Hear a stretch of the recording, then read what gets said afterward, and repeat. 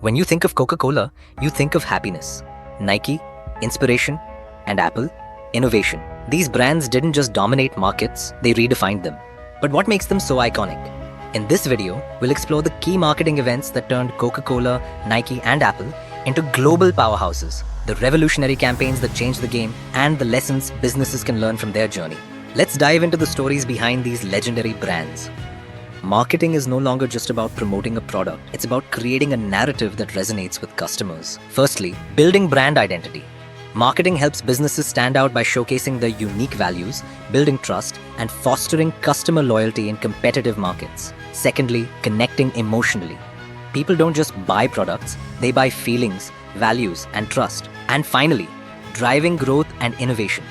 Strategic marketing drives growth by helping businesses adapt to changing customer needs and stay ahead with innovation. Coca-Cola, Nike, and Apple understood these principles and used them to launch products that didn't just sell but became cultural phenomena. You ever wonder what this pocket's for? I've always wondered that. Well, now we know, because this is the new iPod Mini. Let's begin with Coca-Cola, whose groundbreaking campaign redefined the art of emotional branding during one of the toughest times in history. The late 1920s and early 1930s were marked by the Great Depression, one of the darkest economic periods in history. Starting with the stock market crash of 1929, the Great Depression left millions unemployed and struggling to make ends meet.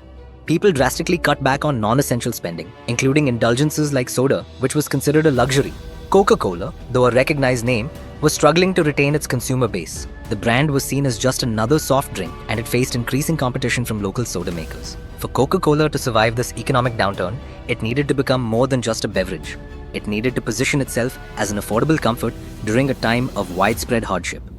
In 1929, Coca-Cola launched the groundbreaking "The Pause That Refreshes" campaign. The timing couldn't have been better. Amidst the economic gloom, the campaign offered something people desperately needed: a small, affordable escape.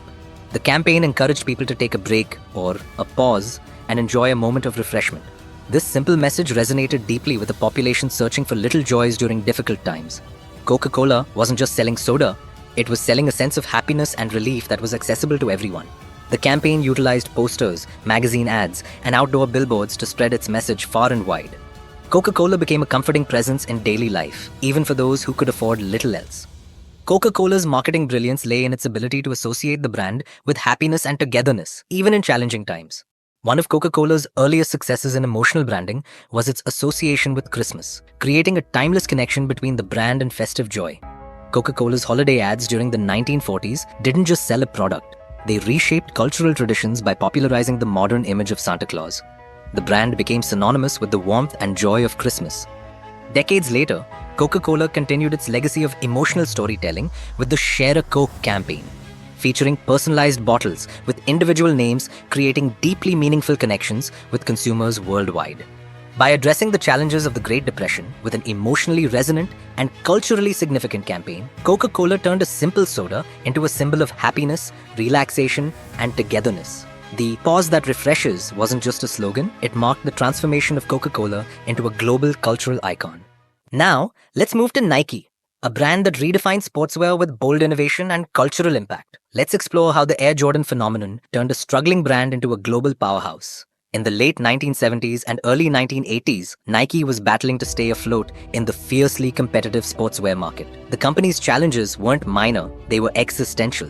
Giants like Adidas and Puma dominated the sports industry, especially in basketball, where Nike had little to no presence. Adidas wasn't just a leader, it was a cultural icon, favored by athletes and fans alike.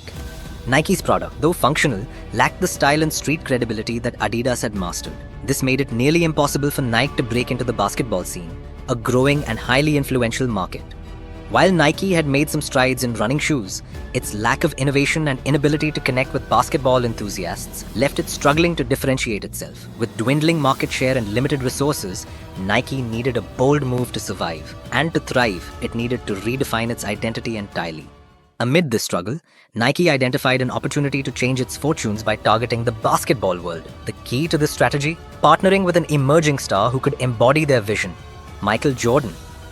In the beginning, it could have been Adidas, not Nike.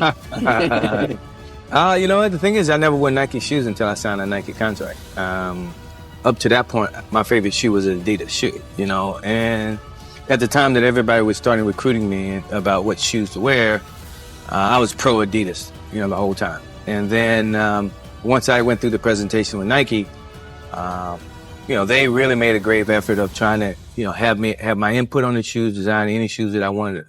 Jordan wasn't an easy cat. As a rookie in 1984, he was already leaning toward Adidas, his favorite brand growing up. Nike knew they couldn't rely on conventional endorsement deals to sway him. They took a highly personalized approach, offering Jordan something revolutionary, a shoe line built entirely around him. This wasn't just about sponsorship, it was about making Jordan the face of their basketball revolution. To sweeten the offer, Nike proposed a record-breaking $2.5 million contract over 5 years, along with royalties from sales, an unprecedented move in sports endorsements at the time. Nike also appealed to Jordan's family, particularly his mother, who encouraged him to at least hear them out. With her support, Jordan eventually agreed to the partnership, setting the stage for a game-changing collaboration.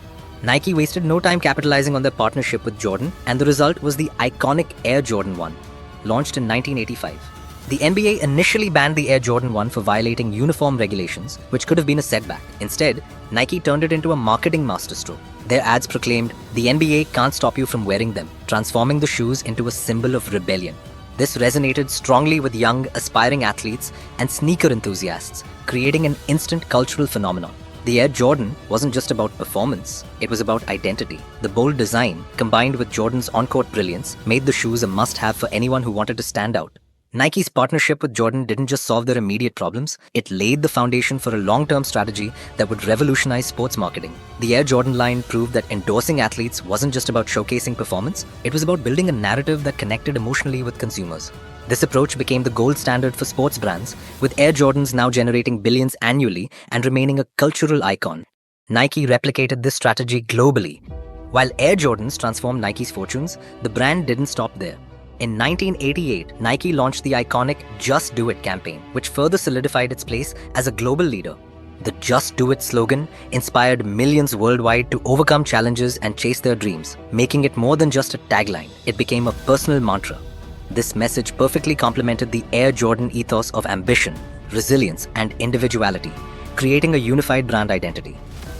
Nike's transformation wasn't just about marketing, it was about creating a movement. By identifying their challenges, taking calculated risks, and building an emotional connection with their audience, Nike turned Michael Jordan into a brand icon and Air Jordans into a cultural phenomenon. This wasn't merely a success story, it was a revolution that forever changed the sportswear industry. Just as Nike revolutionized sportswear, Apple shattered conventions in technology and advertising. Let's uncover how their iconic 1984 ad redefined marketing and innovation.